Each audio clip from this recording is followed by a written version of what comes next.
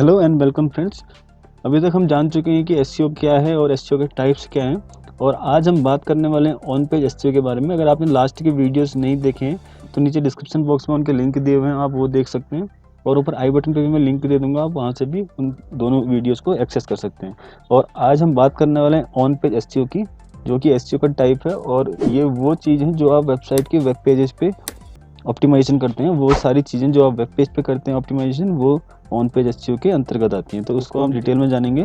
जैसे कि इसमें लिखा हुआ है, on page SEO refers to any optimisation that you control and include on your website. With on page optimisation you aim to make your website more usable and valuable to users to improve your ranking or usability in search results on Google, Bing and other search engine। जैसे कि definition से ही clear हो चुका है कि जो भी आप वेबसाइट की अंदर जो है वेब पेजेस पे कोड लेवल पे जितनी भी आप ऑप्टिमाइजेशन करते हैं, वो सारी चीज़ें आपकी ऑन पेज एसईओ के अंतर्गत आती हैं। ठीक है, अब बात आती है कि हम ऑन पेज एसईओ करें क्यों। कि ऑन पेज एसईओ क्या है, आपकी जो वेबसाइट का ओवरऑल स्ट्रक्चर है, उसका स्पीड है, उससे रिलेटेड उसका जो टाइटल टैग है, मेटा टैग है, इन सारी चीज़ों को ऑप्टिमाइज किया जाता है ताकि आपके जो वेब पेज है वो ऑटोमेटिक रैंक करे। अगर आप इफेक्टिवली ऑन पेज एसईओ करते हैं और आपका कंपटीशन ज़्यादा नहीं है, तो मे भी हो सकता है कि आपको ऑफ पेज प्रमोशन करने की ज़रूरत ही ना पड़े। तो इसलिए ऑन पेज एसईओ इम्पोर्टेंट हो जाता है, और वो एक सिंटेक्स देता है कि गूगल को कि हमारा जो वेब पेज है वो पर्टिकुलर इस चीज़ के बारे में है। तो ये काफ़ी इंपॉर्टेंट है। उसके बाद बात करते हैं कि कौन से वो ऑन पेज एसईओ के रैंकिंग फैक्टर हैं जिनको हमें ऑप्टिमाइज करने की ज़रूरत है। हालांकि बहुत सारे ऑन पेज में फैक्टर्स बहुत सारे हैं, लेकिन हम आज कुछ मेजर जो चीज़ें हैं, जो बेसिक चीज़ें हैं, उनके बारे में हम डिस्कस करेंगे इस वीडियो में। तो जैसे सबसे पहले हम बात कर, ये जैसे आपको फैक्टर्स दिखाई दे रहे होंगे, यूआरएल है, टाइटल टैग है, meta description, heading tags, alt tags, keywords, content, speed, internal linking, image and mobile friendliness. तो इन सभी चीज़ों के बारे में हम बात करने वाले हैं। तो सबसे पहले बात करते हैं यूआरएल ऑप्टिमाइजेशन की।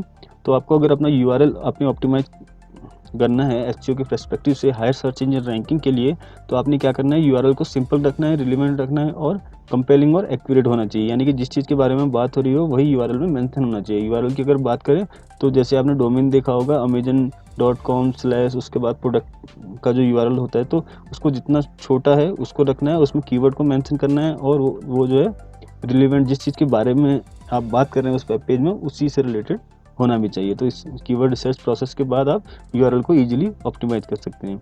उसके बाद नंबर 2 है कि यूआरएल जो है आपका डेफिनेट होना चाहिए और कंसाइज होना चाहिए। नंबर 3 है कि necessary for readability use hyphens to separate words. यानी कि अगर आपके दो वर्ड्स यूज हो रहे हैं, वाइट हेड यूज कर रहे हैं, तो वाइट और हेड को आप सेपरेट करने के लिए वाइट हाइफन का यूज करना है, ना कि अंडरस्कोर्स का। तो अंडरस्कोर्स यूज नहीं करना है, हमने हाइफन यूज करना है। नंबर 4 है जो लोअर केस लेटर है वो यूज करने हैं यूआरएल में। और नंबर 5 है आपको जो यूआरएल पैरामीटर्स हैं उनका यूज नहीं करना है। उसके बाद बात करते हैं टाइटल टैग ऑप्टिमाइजेशन की। तो टाइटल टैग होता क्या है, एक एस्टिमेटेड टैग होता है जो आपके हेड सेक्शन में, हर पेज के हेड सेक्शन में आप देख सकते हैं। अगर आप किसी भी वेब पेज में देखेंगे, कंट्रोल यू करके व्यू सोर्स उसका देखेंगे, तो आपको टाइटल टैग टॉप पे ही आपको दिखाई देगा हेड के अंदर। ठीक है, तो ये क्या करता है कि आपके जो वेब पेज का जो कंटेंट है उसका सिंटेक्स सर्च इंजन को बताता है। वो ये बताता है कि आपका जो कंटेंट है वो किस बारे में है।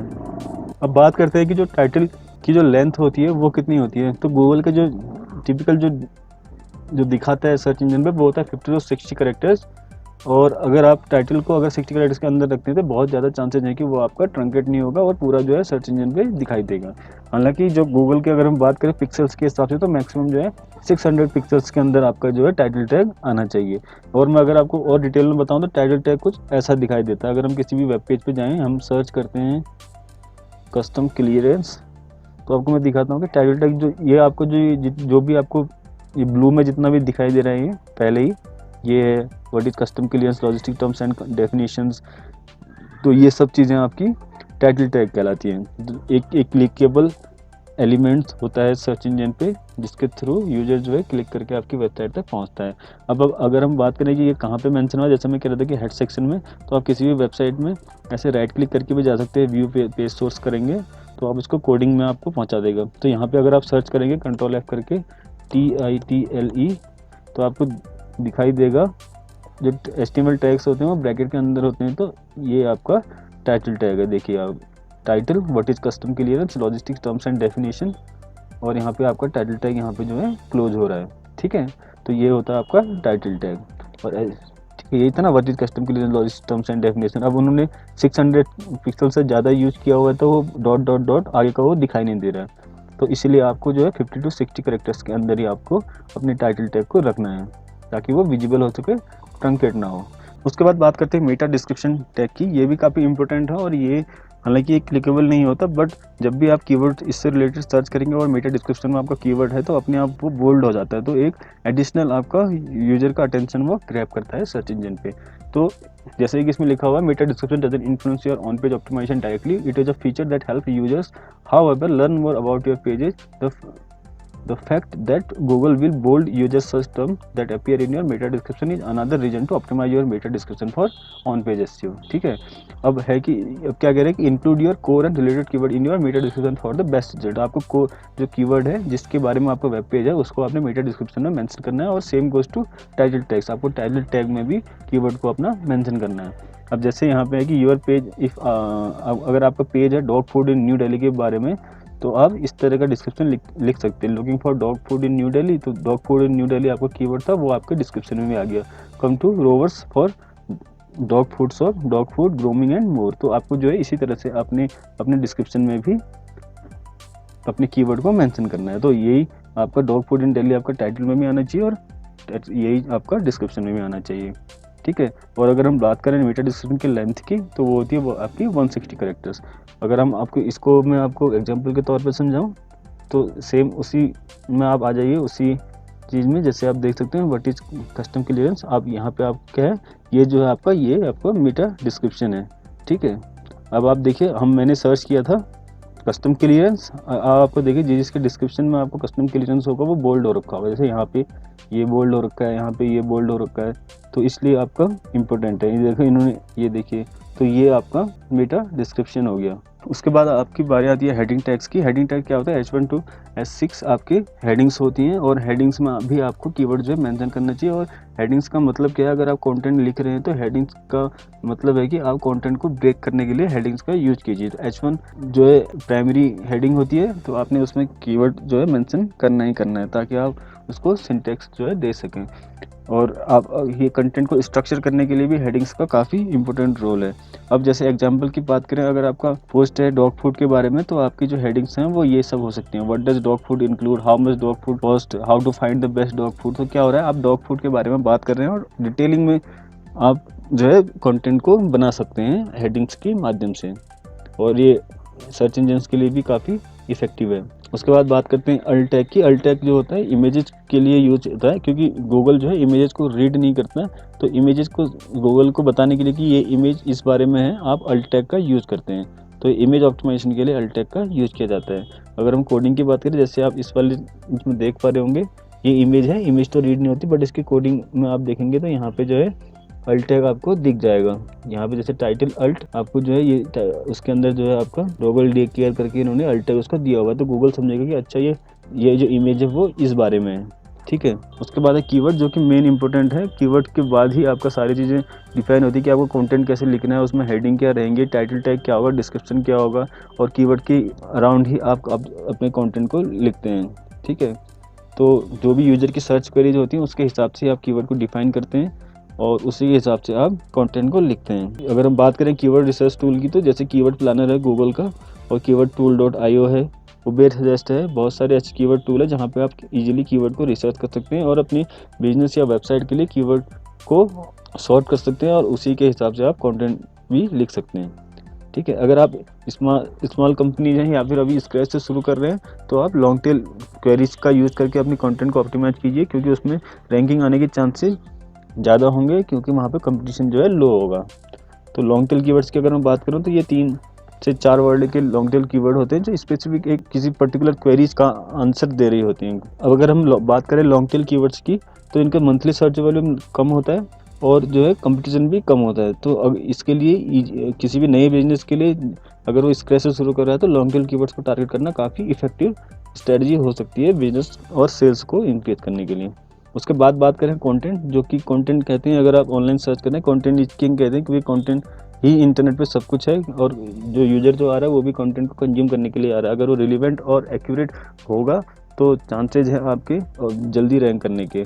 तो जैसे इसमें लिखा content is critical to on page optimisation, with content you give user to reason your with content you give user a reason to visit your site, whether it is read a blog post or check out a product page, people browse your content. Optimizing your content can help search engines understand and rank your content, which can lead to people finding your website. Long form content relevant और user की queries का answer देने वाला आपका content जो है होना चाहिए वेब पेज पे। उसके बाद बात करते हैं कि कंटेंट को अगर आपके ऑप्टिमाइज करना है तो किन किन चीज़ों का ध्यान रखना चाहिए। नंबर 1 है use your keyword in heading and paragraphs. जैसे हम पहले भी बात किए कि आपने कंटेंट में जो है कंटेंट में अपने कीवर्ड को पुट करना है, हेडिंग में आपने पुट करना है, टाइटल टैग में पुट करना है, और जो उसके अंदर आप पैराग्राफ जो लिखेंगे उसमें भी आपने कीवर्ड आपका मेंशन होना चाहिए। उसके बाद बात करें breaking your content into scannable headings, तो वो भी हमने पिछले वाले में बात की थी। उसके बाद है complement your content with helpful images. Images क्या होती हैं? आई ग्रैबिंग होती हैं और इंगेजमेंट को इंक्रीज करने के लिए इमेजेस और वीडियोस काफ़ी इफेक्टिव है। तो आपने अपने कंटेंट को रीडेबल बनाने के लिए इमेजेस का यूज करना चाहिए, क्योंकि बहुत बार हो सकता है कि आप किसी चीज़ को कंटेंट के थ्रू अगर आप समझाना चाहेंगे तो बहुत टाइम लगेगा, लेकिन इमेजेस के थ्रू समझाने में कम टाइम लगता है। ठीक है। और नंबर 4 है स्पेलिंग एंड ग्रामर आपकी सही होनी चाहिए। और नंबर 4 है कंटेंट जो है आपका ट्रस्टवर्दी और अथॉरिटेटिव होना चाहिए। उसके बाद बात करते हैं वेबसाइट या वेब पेज की स्पीड की। तो जैसे कि अगर आप भी इंटरनेट पे ब्राउज करते होंगे कि अगर कोई वेबसाइट अगर लोड होने में ज़्यादा टाइम लगाएगी तो आप स्किप कर देते होंगे। तो same goes to huge popularity of internet searchers. तो उनको क्या चाहिए कि आपने क्लिक किया और तुरंत जो है आपकी वेबसाइट जो है ओपन हो जाए। और जैसे आप इसमें देख सकते हैं 50% of user will abandon a page if it takes longer than 3 seconds to load, people want information and they want it now. ठीक है। 50% जो यूजर हैं वो अगर 3 सेकंड से ज़्यादा लोड होने में टाइम लगाती है वेबसाइट तो वो स्किप कर देते हैं, क्योंकि उनको इन्फॉर्मेशन तुरंत चाहिए होती है। तो ये एक ह्यूमन नेचर है और इसमें कोई गलत बात भी नहीं है। तो search engine like Google also use page speed as a ranking factor. You can control your site speed and web page speed. So you want to optimize your page speed, make your website load faster and you rank higher in search result.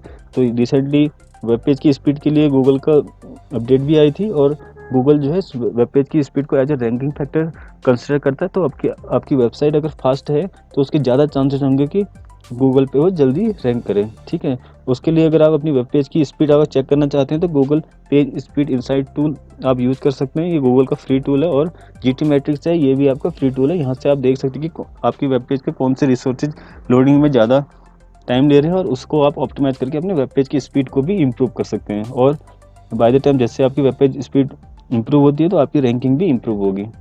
उसके बाद बात करते हैं internal linking. Friends, internal linking क्या है? एक page आपकी website के ही एक पेज का दूसरे पेज को लिंक, यानी कि अगर आपका एक पेज है वो किसी पर्टिकुलर क्वेरीज का आंसर दे रहा है और उसी सिमिलर पेज आपका कोई है तो आप उस पेज को दूसरे पेज से लिंक कर सकते हैं। तो इससे होगा कि आपकी डोमेन की जो अथॉरिटी है वो बिल्ड होगी और इंटरनल लिंकिंग भी एक रैंकिंग का फैक्टर है। तो अगर आप अच्छी तरह इंटरनल लिंकिंग करते हैं तो आपकी वेबसाइट जो है काफ़ी जल्दी रैंक करेगी। ठीक है।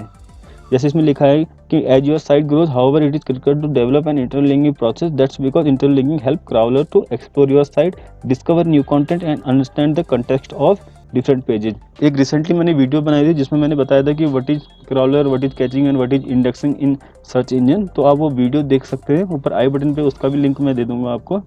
तो ये क्या कह रहा है, अगर इंटरलिंकिंग आप करते हैं तो जो सर्च इंजन के जो क्राउलर होते हैं वो आपकी वेबसाइट पे आते हैं, वहाँ पे आप इजीली वो जो है नए कंटेंट को फाइंड आउट करते हैं और अपने साथ वो ले जाते हैं। तो आपके जो वेब पेजेस हैं उनको इंडेक्सिंग में भी हेल्प मिलती है और आपकी डोमेन अथॉरिटी तो आपकी इंक्रीज होती ही होती है। तो हम बात करें कि अगर आप इंटरनल लिंकिंग को इम्प्रूव करना चाहें तो आपको जो है रिलेवेंट और एग्जिस्टिंग कंटेंट को लिंक करना है अपने न्यू कंटेंट से और पुराने कंटेंट से आपने नए वाले कंटेंट को लिंक करना है। तो जहाँ भी आपको लगता है कि यस इससे रिलेटेड इन्फॉर्मेशन इस पेज में है तो आपने उन पेजेस को लिंक कर देना है। तो आपके क्राउलर के लिए भी और आपकी वेबसाइट के लिए भी, दोनों के लिए ही ये बेनिफिशियल हो जाता है।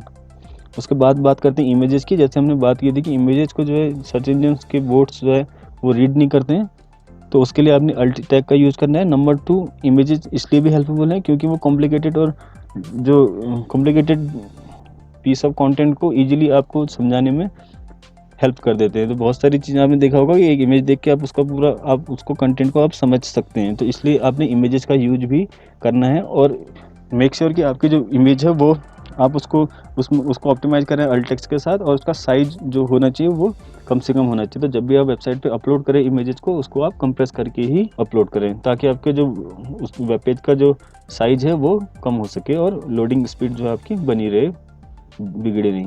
उसके बाद बात करते हैं मोबाइल फ्रेंडलीनेस की। तो ये भी एक रिसेंटली गूगल की अपडेट्स थी कि जहाँ पे मोबाइल फ्रेंडली अपडेट जिसे कहा जाता है मोबाइल फर्स्ट इंडेक्स भी कहा जाता है, कि आपके मोबाइल में जो है वेबसाइट जो है ईजिली खुलनी चाहिए। जैसे इसमें लिखा है, mobile friendly website is essential because more than 50% of the internet traffic comes from mobile devices. If people on smartphones and tablets can't access your site, your ranking in search result will go down.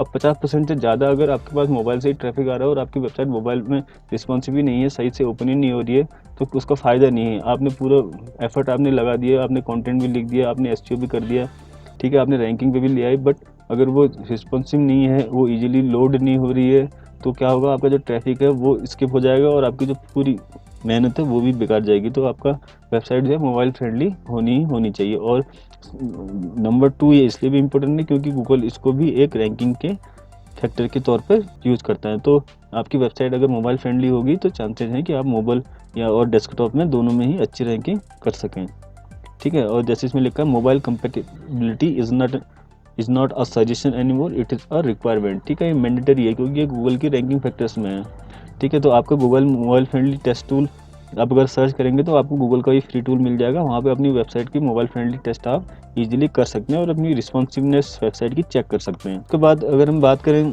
On page SEO action की, तो जैसे हम पहले भी discuss किया था कि title tags और मेटा डिस्क्रिप्शन को ऑप्टिमाइज कीजिए, इन डेप्थ और क्वालिटी कंटेंट आपने लिखना है, और साइट का कोड अगर कहीं पे मेसी हो रखा है तो उसको आपने सही करना है, और साइट का नेविगेशन वो ईजी होना चाहिए, यूज़र अगर एक सेक्शन से दूसरे सेक्शन में जाना चाहे तो ईजिली जा सके, और आपकी वेबसाइट की स्पीड जो है वो अच्छी होनी चाहिए। तो ये सभी चीज़ें आपकी ऑन पेज एसईओ के अंतर्गत आती हैं। तो आई होप कि आपको ये वीडियो अच्छा लगा होगा। अगर आपकी कोई क्वेरीज है तो नीचे कमेंट बॉक्स में आप दे सकते हैं। अगले वीडियो में हम और भी एसईओ के बारे में और डिजिटल मार्केटिंग के और भी चीज़ों के बारे में डिस्कस करेंगे। तब तक के लिए थैंक यू फ्रेंड्स।